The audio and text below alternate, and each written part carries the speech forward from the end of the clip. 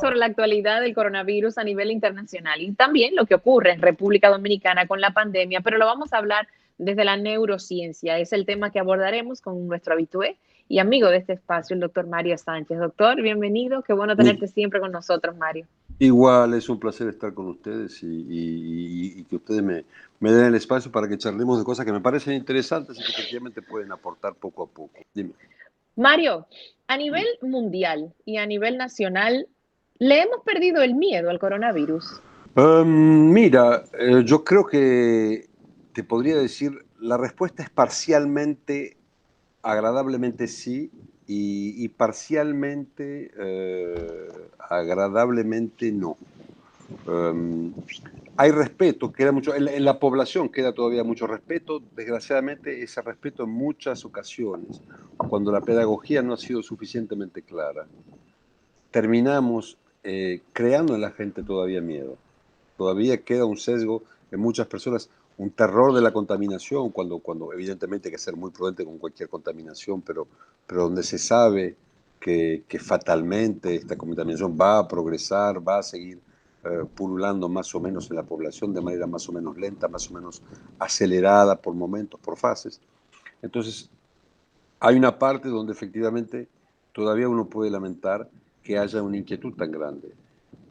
Del otro lado, se va ganando tranquilidad y se va ganando confianza, no solamente porque los datos lo van diciendo, no solamente porque poco a poco van avanzando las técnicas de tratamiento, sino porque hay algunas decisiones políticas internacionales muy fuertes que han sido tomadas eh, por razones, como siempre en la política, por razones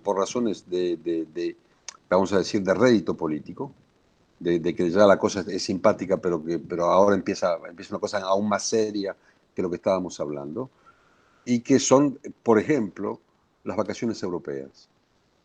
Eh, yo aprendí en la época del SIDA, con respecto a los usuarios de drogas, que en general un político se mueve o cuando tiene miedo o cuando va a ganar algo.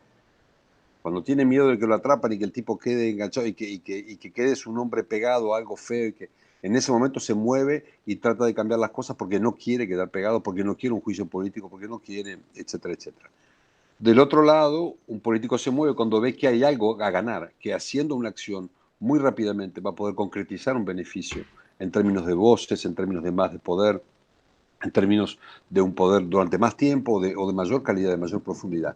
Los hombres políticos europeos saben que si dejan pasar el verano y que no hay producción sobre el turismo durante el verano, lo que viene atrás no es ni siquiera un crack, es el fin probablemente de un momento demasiado importante para todos que no pueden dejar pasar. Como ustedes saben, hay un programa de relanzamiento de Europa de 500.000 millones de euros por la Comunidad Europea, más lo que los diferentes países van haciendo. Alemania acaba de anunciar hace 24 horas un aporte por la Alemania solo de 134.000 millones dentro de lo que únicamente para Alemania, para relanzar Alemania, por fuera de los 500.000 millones de la comunidad. Y cada país está haciendo lo mismo. Se están negociando cómo lograr que las economías más débiles puedan recibir directamente dinero sin tener que hacer empréstitos. Esto es como si fueran donaciones reales de la parte de la Comunidad Europea a los países más afectados, más fragilizados. Eh, entonces, en ese plan de no dejar pasar el verano, no se podía seguir diciendo que efectivamente era tan peligroso, que efectivamente era tan imposible vivir los unos al lado de los otros.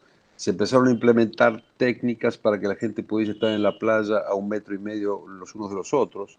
Se crean círculos, se pone una persona, se pone un lugar, un posicionamiento donde se acostaría una persona y se crea un círculo de 1,5 metros alrededor para que el otro se ponga por lo menos a 1,5 metros más del que uno está. Entonces la gente está más o menos a 2,5 metros, 3 metros. Están haciendo todo lo necesario y todo lo posible y políticamente se están activando para que salgamos de la posición inerte de quédate en tu casa a ven a disfrutar se puede volver. Ustedes no sé si pudieron escuchar que los slogans van cambiando y ligeramente, no tanto tal vez en el país, pero poco a poco en Europa están cada vez más moviendo y moviendo y moviendo a la gente a que salga, a que pueda volver. Italia, país que ha sufrido y cuánto, acaba de decretar una libertad total sobre todo el territorio, en parte por el turismo y en parte diciendo que era imposible que mantuviesen a un pueblo todavía encerrado durante tanto tiempo.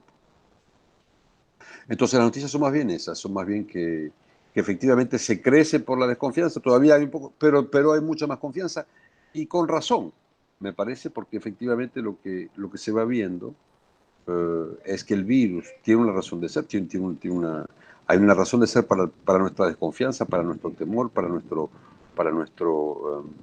respeto, vamos a decirlo así, con respecto a él. Pero también hay que entender que las 400.000 muertes al cabo de 5 o 6 meses efectivamente es un fenómeno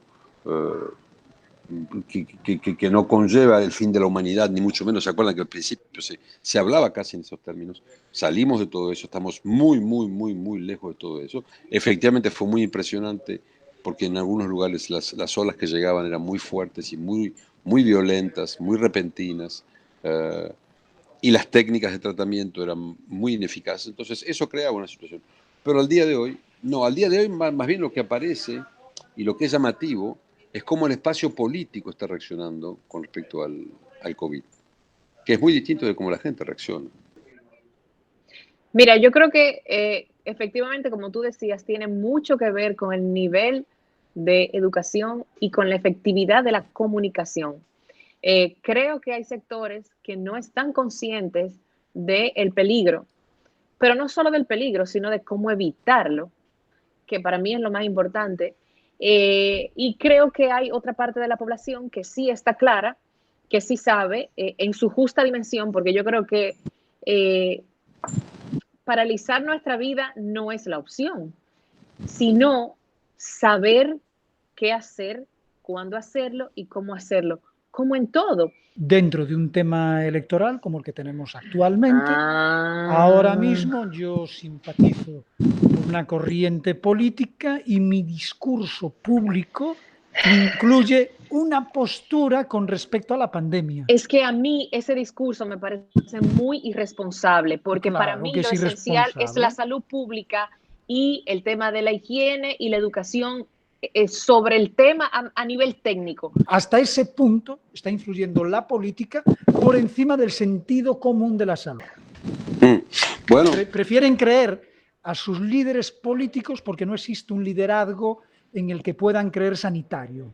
¿Entiendes? entonces ahí donde a mí me parece que efectivamente los dos tienen razón, es que estas dos situaciones se crean porque lo que pasó en esta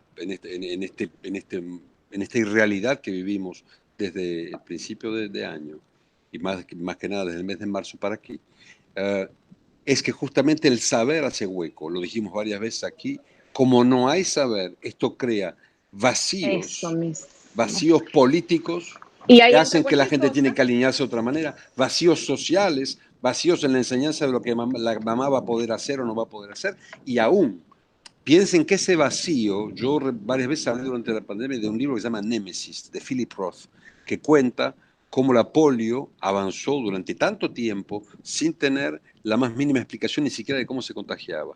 Y eran niños que se morían particularmente, eran niños que sufrían particularmente, y no se sabía y se avanzaba con una especie de paranoia generalizada porque no había saber para contener, para explicar simplemente lo que estaba pasando. Claro, Entonces, así en es. esta bastante rápido fuimos, bastante rápido se identificaron muchas cosas, bastante rápido, y por suerte los niños estuvieron bastante ahorrados en ese, a uno siempre le da menos pena que se muera alguien de más edad a uno mismo que sus propios hijos, evidentemente. Entonces llegamos a un punto donde lo que queda todavía es que hay agujeros de pedagogía, agujeros de saber, como si no quisiese determinarse de establecer lo que fuimos aprendiendo poco a poco, lo que tuvimos que dejar de lado poco a poco. ¿Se acuerdan el tema de los zapatos, el calzado, lavar cada cosa que entraba del supermercado y cómo fueron cayendo Ah, mitos? claro. Claro, que nada, que era prudencia, a veces una prudencia extremadamente casi desdibujando la realidad, y a veces una prudencia que efectivamente valía la pena de perder un poquito más de tiempo, no era tanto tampoco, y uno pensaba que estaba ganando tal vez un poco más de inmunidad.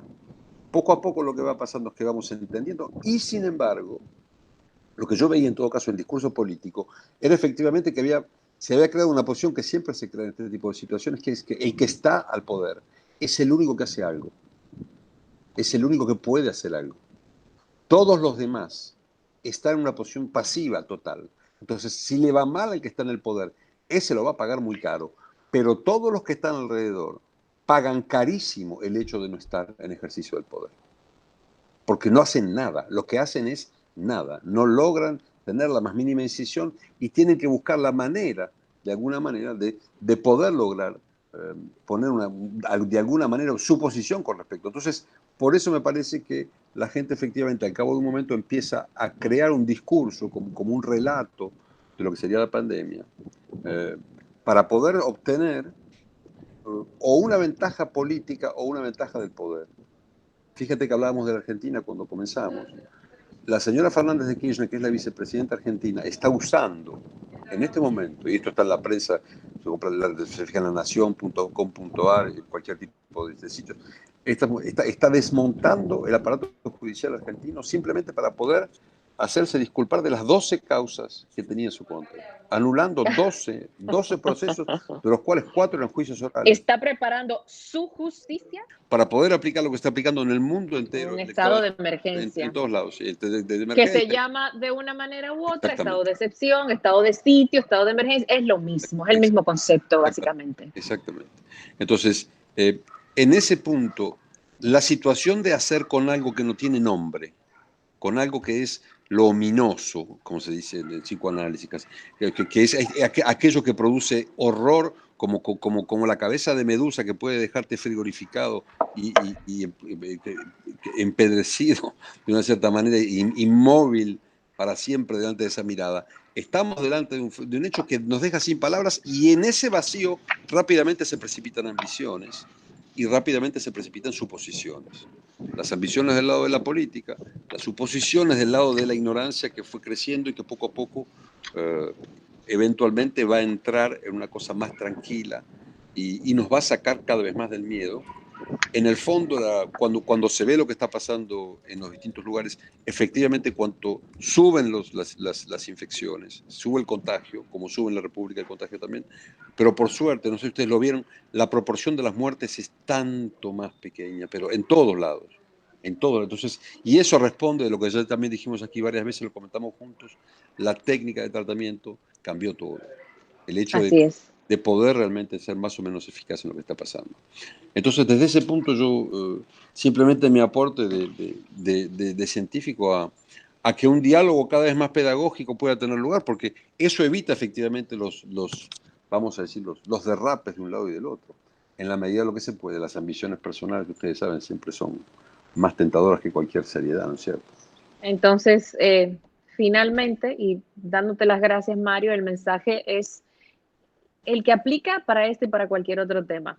Edúquese, infórmese, pregunte, escuche a los técnicos y después a los políticos. Sí, claro, sí. Evidentemente quiero buscar el saber a dónde está, y es nuestra responsabilidad también llevarlo,